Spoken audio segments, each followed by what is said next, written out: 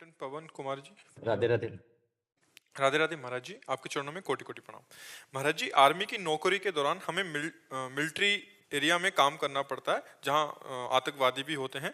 उसी दौरान किसी आदमी पर शक होने पर सच बुलवाने के लिए काफी सारे तरीकों का इस्तेमाल करना पड़ता है। उस दौरान दी गई यातनाएं किसी बेकसूर को मिल जाएं तो क्या उस पाप उसका की सजा उसका उसका प्रारब्ध होगा, उसका प्रारब्ध होगा, उसमें प्रारब्ध में फंस जाएगा। जैसे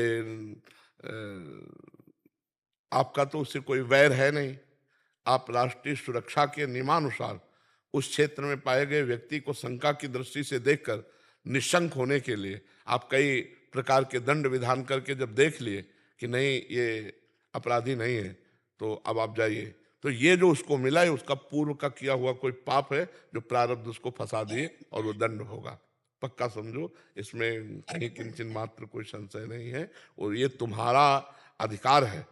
जैसे मान लो क्षेत्र है, अब आप बॉर्डर के क्षेत्र में किसी तरह बिना किसी प्रयोजन के पाए गए तो दंड तो बाद की बात, शंका ज्यादा हो जाए तो गोली भी मार दी जाएगी। तो आप उस क्षेत्र में गए कैसे? मान लो आपका प्रारब्ध पहुंचाया तो आपको भोगना पड़ेगा। फिर हमारा कोई नवीन नहीं नहीं नहीं नहीं, आप अपने अधिकारानुसार कानून के क्षेत्र में अगर आए हुआ व्यक्ति है और आपको शक हो रही है कि तो आप उसमें अगर ढिलाई करेंगे तो आपको गोली मार देगा। क्या पता आप आ कैसे गए इस अधिकार क्षेत्र में। लेकिन महाराज जी वो दिमाग से नहीं जाता है जब वो नहीं, हटाना चाहिए। इसको विवेक रखो ना, हटाना चाहिए। आप देखिए, अधर्म के पक्ष में द्रोणाचार्य जी हैं, वही द्रोणाचार्य जी हैं जिन्होंने प्रत्यंचा चढ़ाना सिखाया था अर्जुन को। भीष्म पितामह जिन्होंने अंगुली पकड़ के चलाना सिखाया था। कृपाचार्य वही कृपाचार्य है जो गोद में बैठ के दुलार करते थे। और जब अधर्म के पक्ष में हो गए तो धर्मात्मा अर्जुन ने भगवान श्री कृष्ण के इशारे पे इन सब को ढेर किया, अपने ही बाणों से भीष्म पितामह को गिराया। और धृष्टद्युम्न ने महाराज भगवान श्री कृष्ण के इशारे पे युधिष्ठिर से कहा बोलो, जो बोले सो अश्वत्थामा। विचार नहीं कर सके थे। युधिष्ठिर जी ने कहा अश्वत्थामा हतो नरो या कुंजर, वो सुन नहीं पाए, उतने में शंख बजा दिया भगवान ने, तो वो विषाद में गला कटवा दिया। तो देखो, आप जिस क्षेत्र में हो वहां दया बहुत बड़ी चूक हो सकती है, हमारे राष्ट्र के लिए, हमारे समाज के लिए और आपके जीवन के लिए। तो उसमें आपको अपने कर्तव्य का पालन करने में बिल्कुल दया नहीं दिखानी चाहिए और बिल्कुल शोक नहीं करना चाहिए। क्योंकि आप किसी निजी प्रॉपर्टी रक्षा के लिए बात नहीं कर रहे हो, आप किसी निजी सुख के लिए नहीं कर रहे हो, राष्ट्र सुख के लिए कर रहे हो। और फंसेगा वही जिसका प्रारब्ध है। पूरा कांटों से निकल जाए, अगर प्रारब्ध नहीं तो कहीं कांटा नहीं चुभेगा। और अगर चोट लगनी है तो गद्दा पड़े होंगे, फंस के ऐसे गिरोगे कि तुम्हारी चोट लग जाएगी।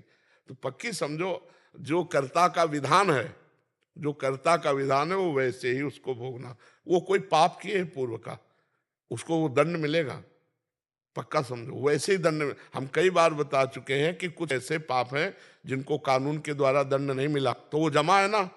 अब तो दो कानून है, एक है भारतीय कानून जो आपको प्रमाण सहित दोषी पाने पर दंड देगा।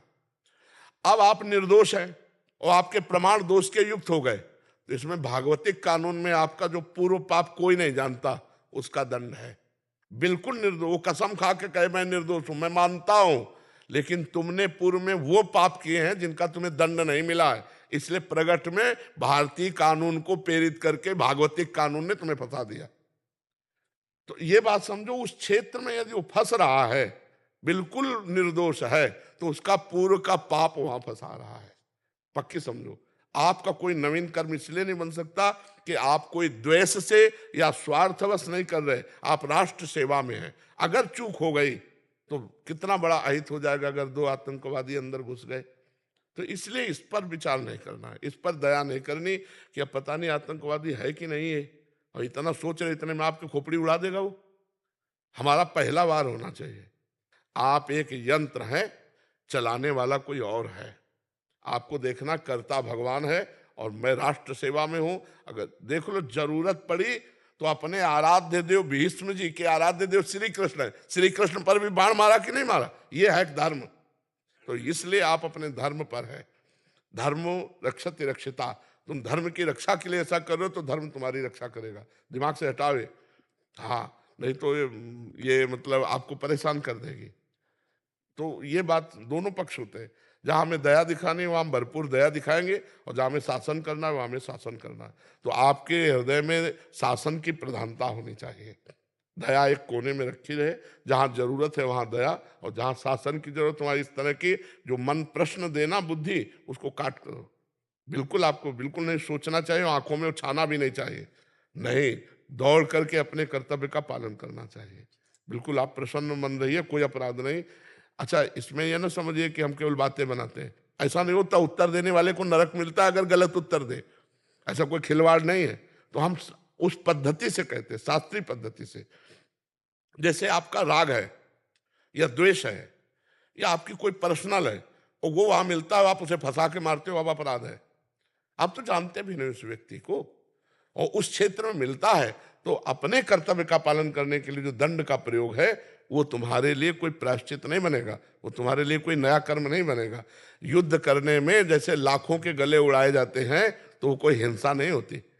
ऐसे तुम किसी एक को गोली मारो 302 में फंसोगे, लेकिन आप युद्ध क्षेत्र में खड़े हो और विपक्ष के आप हजारों को मार दोगे, तो ना भागवतिक कानून में आप अपराधी हो और ना भारतीय कानून में अपराधी हो, क्योंकि आपका कर्तव्य है, आप अपने कर्तव्य का पालन कर रहे हैं। बस समझ रहे हैं आप? जी महाराज जी।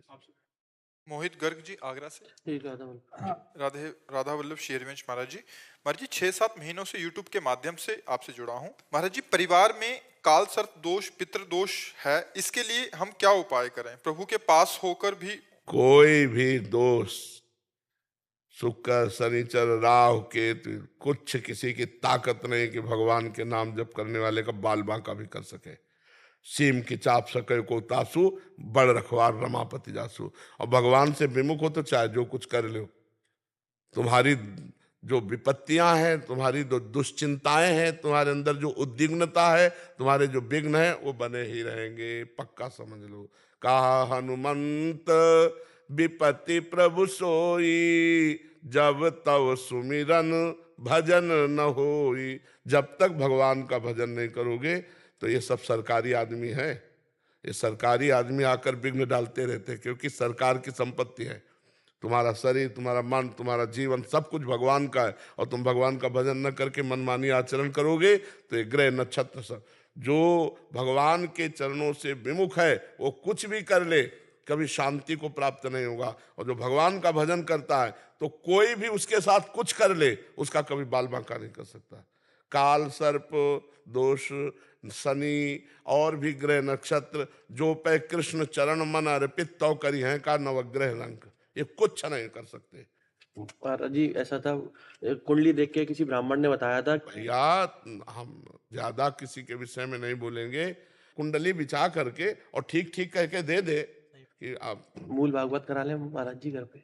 भगवान की प्रसन्नता के लिए करो कि हे भगवान, आपकी प्रसन्नता के लिए मैं भगवत चरित्र का गान करवा रहा हूं, तो सब ठीक हो जाएगा। जहां पर कृपा राम की हुई, ता पर कृपा करे सब कोई। ग्रह नक्षत्र कोई भी भगवान का जो आश्रय लिए हुए है, नाम जप कर रहा, घर में 10 मिनट नाम कीर्तन करो, और अगर कोई घर में दोष रह जाए तो मैं बताना, हाथ तक लाए हैं, आगे भी वही ले जाएंगे। भगवान का भरोसा रखो। अगर सुनो, राष्ट्रपति अगर हाथ रख दे तो मुकदमा हार जाने पर, फांसी की सजा हो जाने पर भी वो मुक्त हो जाएगा।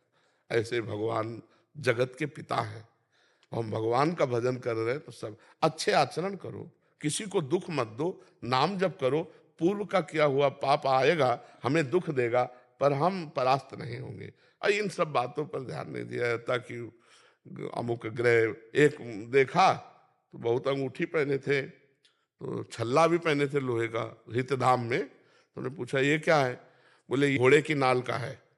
घोड़े की नाल का है? तो हम कहा ये क्या? बोले 7.5 बिल्कुल छू नहीं सकता। घोड़े के नाल ठोक करके 50 किलोमीटर उसको दौड़ाया जाता है, इतना बोझा ढोता है, उस नाल से तुम दुख से बच जाओगे? वो खुद दुख भोग रहा है, नाल ठोकवा के रोड में दौड़ रहा है, और तो मतलब कहाँ बुद्धि लोगों की फंसी। राम राम कृष्ण कृष्ण हरि हरि नहीं बोलेंगे? सोचो ना, भगवत भाव कर लो तो सब में भगवान है, उसकी नाल से क्या होने वाला है? आजकल लोग इन्हीं बातों में मतलब उसका दांत हो जाए, उसका हाथ हो जाए, उसकी ये चीज हो जाए, उसकी हो जाए, ये सब फालतू की बातें। नाम जप करो, नाम, कोई शनिचर राव शुक्र कोई भी परेशान नहीं करेंगे। और नाम जप नहीं करोगे तो अभी एक जिसे तुम्हारी तरह सूट को बूट में थे, उनका बस मैं आपके लिए आया हूँ 1 मिनट। हम कहा बताइए, बोले पत्नी ने मार के भगा दिया है, अब आप रख लीजिए। सोचो, एक कुत्ते को पुचकार कर तुम ऐसे देखो तो वो पूंछ हिलाने लगेगा, मतलब वो अधीनता जानता है प्रेम की। और पत्नी तुम्हारे प्रेम को नहीं जानती। प्यार में इतनी दम है कि पहले गलती किसी से भी होती रही हो, अगर हम प्यार करेंगे और अपना भाव प्रदर्शित करेंगे तो अनुकूल तो होना ही पड़ेगा। चाहे मतलब हम मानते हैं कि पहले कोई चरित्र अपना बिगाड़ लिया, जैसे बॉयफ्रेंड गर्लफ्रेंड, लेकिन आज से हमारे साथ हुआ, अब हम अपने प्यार का समर्पण करेंगे। तो हम प्यार से बस में जब भगवान को कर सकते हैं, पशु पक्षी को कर सकते हैं, तो अपनी पत्नी को क्यों नहीं कर सकते? 4 बातें सुनते सुनते जब हम प्रेम करेंगे तो वो समझ जाएगी। यहाँ पाणी ग्रहण हुआ है, अगर हम प्यार, माना कुछ ऐसे स्वभाव वाले हैं, चाहे स्त्री शरीर में हो चाहे पुरुष शरीर में, जो बहुत चंचल स्वभाव के, लेकिन एक दिन उसको रो के तुम्हारे अधीन होना पड़ेगा, क्योंकि तुम चरित्रवान हो, तुम धर्मात्मा हो।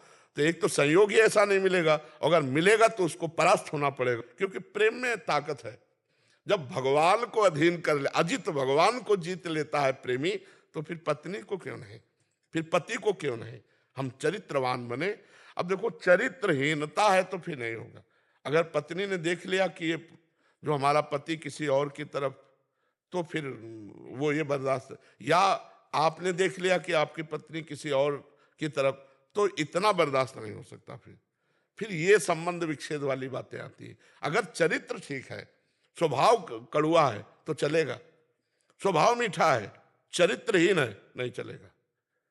और आज हम इसीलिए बहुत दुखी होते हैं कि हमारी समाज में जो गर्लफ्रेंड बॉयफ्रेंड चला है, ये बहुत हीनता का चला है। इसमें मतलब पति पत्नी के प्रेम होने में बड़ा संदेह है, क्योंकि वो 4-5 को गर्लफ्रेंड बना के आया या 4-5 को बॉयफ्रेंड बना के आई, ब्रेकअप, बॉयफ्रेंड, फिर ब्रेकअप, फिर तो अब ये जब आएगी तो वही ब्रेकअप का स्वभाव बना रहेगा, वही स्वभाव, और उसके धर्म को मतलब हानि पहुंचेगी पक्का। इसलिए अब ये नए बच्चों में बचाया जाए गर्लफ्रेंड बॉयफ्रेंड, नहीं तो ये यही दशाएं होंगी। धर्म से चलने वाला जीवन सुखी होगा, अधर्म से चलने वाला दुखी होगा, ये पक्का परिणाम है। 4 दिन भले अधर्म सुखी दिखाई दे, परिणाम में वो दुखी हो जाएगा।